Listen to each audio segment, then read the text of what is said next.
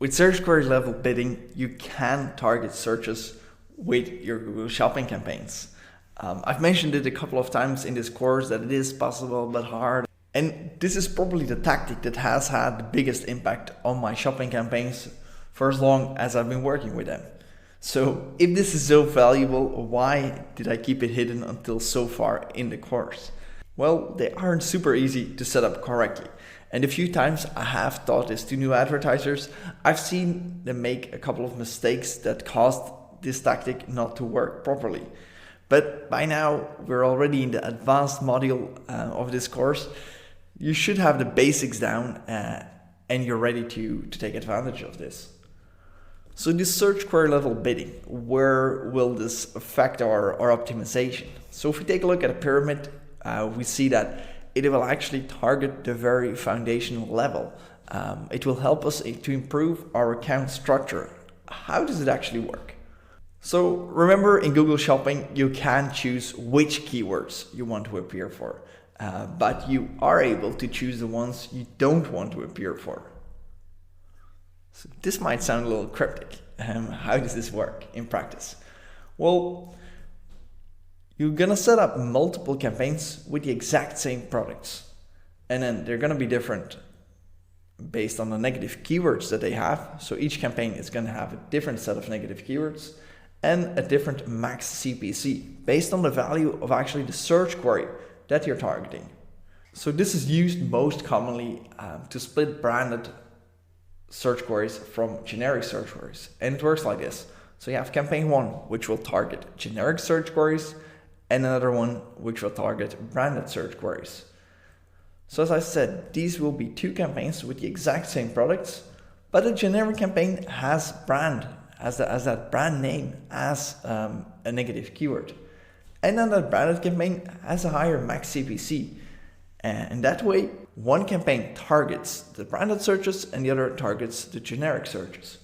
It's also possible to have like a 3 campaign split, with one targeting generic search queries, the other targeting branded search queries, and then searches for the actual product.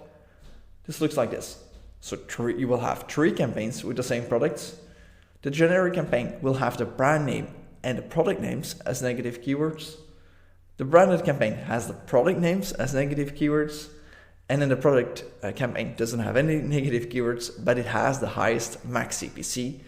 And then the branded campaign has a little bit lower CPCs, and the generic campaign has the lowest CPC. So how does this work in practice?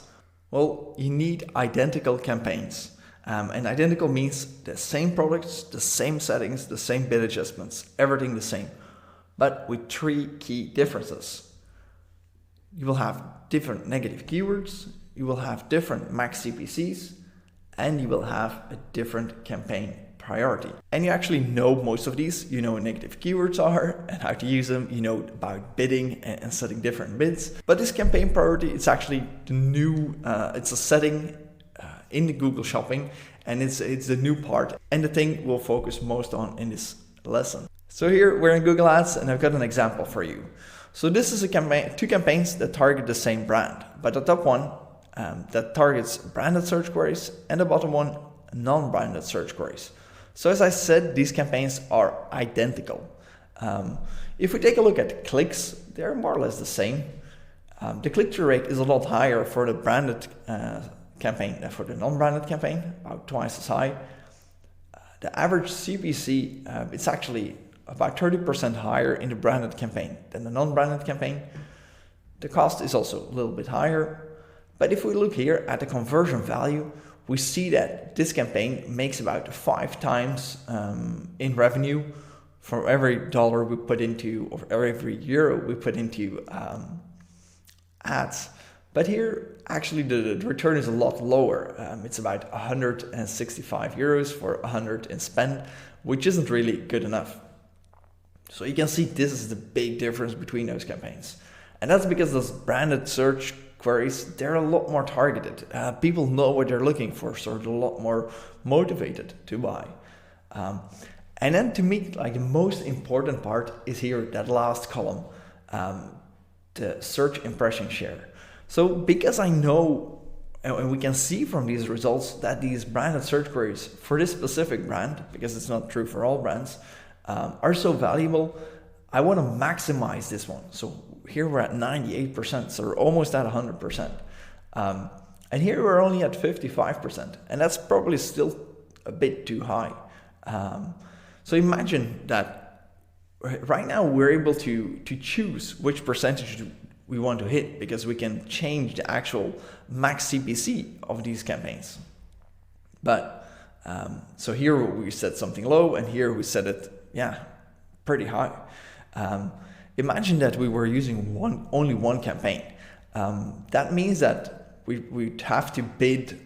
We couldn't choose to maximize only the branded search queries. We'd have to bid for all of these search queries, and we'd probably end up at like 60 or 70%.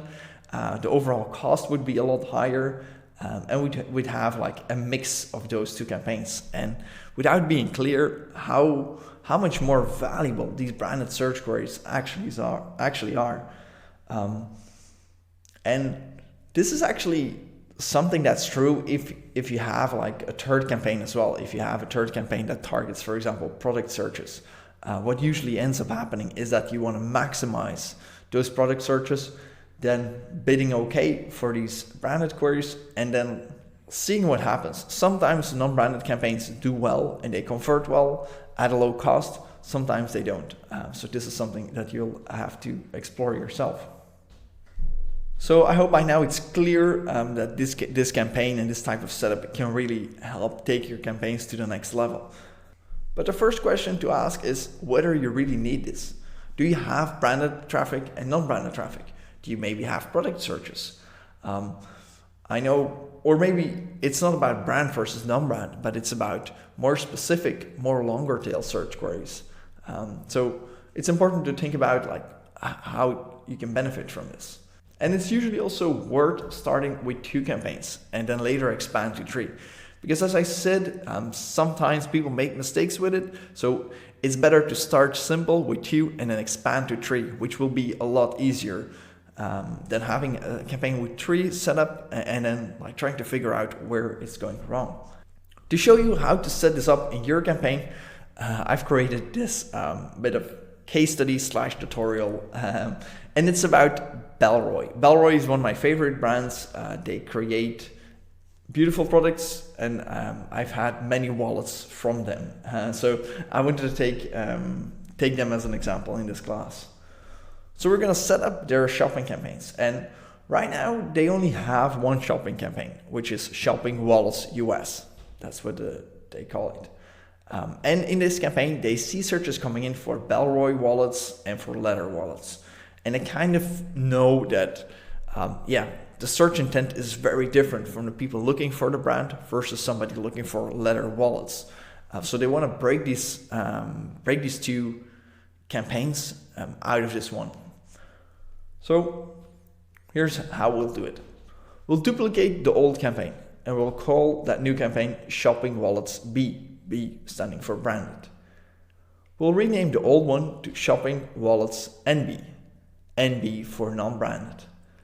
And then in that non-branded campaign, we'll add Bellroy as a broad match negative keyword, which means we just add the word Bellroy without any special match type or something to it.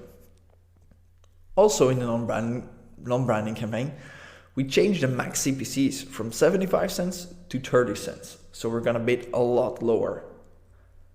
In the non-branded campaign, we switch the campaign priority from low to medium. And then lastly, we create a shared budget for the 2 campaigns. And this is the exact setup that we need to do for this to work. And you see that most of the things you already know. But again, in that second to last step, that campaign priority, this is something new. So what is your campaign priority? Well, if you have multiple shopping campaigns with those same products, the campaign priority setting will tell to Google which campaign and which associated max CPC they should use or they should start with. You can see your campaign priority and change it in the settings section of a campaign. There you have under bid settings, you'll see bidding, budget, and campaign priority. So clicking that open, you'll see three options: low, medium, high. So by default, it's always set to low. So here in our case, in our example, we'd set the non-branded campaign to medium and then the branded campaign to low. That's it. Okay, so with that in mind, let's take a look at what happens on the inside of that Bellroy shopping campaign. Well, let's say a user searches for Bellroy small wallet. Google then checks for all of the advertisers that want to appear for the search. So they're going to look for everybody that tries to rank for like wallet or Bellroy wallet. And they find our account. Obviously, since we're Bellroy in the brand, we want to advertise. And in our account, Google looks for the campaign with the highest campaign priority. So they see this campaign, shopping wallets non-branded. This campaign has a medium campaign priority and a bid and bids of 30 cents. But this campaign is blocked by negative keyword, Bellroy, so it can't show an ad for this specific search. So then this is where the campaign priority kicks in. What Google then does is it looks for another campaign with a lower priority. So we're looking for a medium priority, but that campaign is blocked. So Google looks for a campaign with a low priority and it finds shopping wallets branded. As I said, the campaign priority is set to low and has bids of 75 cents. So this campaign will serve the ad. So if you have two campaigns, you can set a campaign priority to low and one to medium, or one to medium or high. If you have three campaigns, you will have no option. You will use campaign priorities low, medium, and high. And here I want to touch on the thing that's most confusing to most people. So campaign priority simply tells Google where to start. So if you set a campaign to high, that's where Google will start. And maybe it's a bit an unfortunate choice of words because your priority as an advertiser, which means what is your most valuable campaign, that's probably the reverse of what you set in Google. So a high campaign priority in Google Shopping will be the non-branded campaigns where you'll pay the least for a click. And actually your low campaign priority in Google Shopping campaigns, those will be your most valuable campaigns. So this is the thing that's confusing most people. So just wanted to mention it to make sure that you got it. So last part that we saw in the setup of that Bellroy example was a shared budget. And shared budget, you can use it for all of your campaigns or for certain campaigns. And in this case, it actually helps to avoid things going wrong. Because if you're hitting the budget limit and the campaign runs out of budget, that will break the query filtering. So a shared budget spreads that budget across all of the campaigns that you link to this shared budget. So let's say you have a two campaign setup and the budget from the non-branded campaign runs out. So you're out of budget.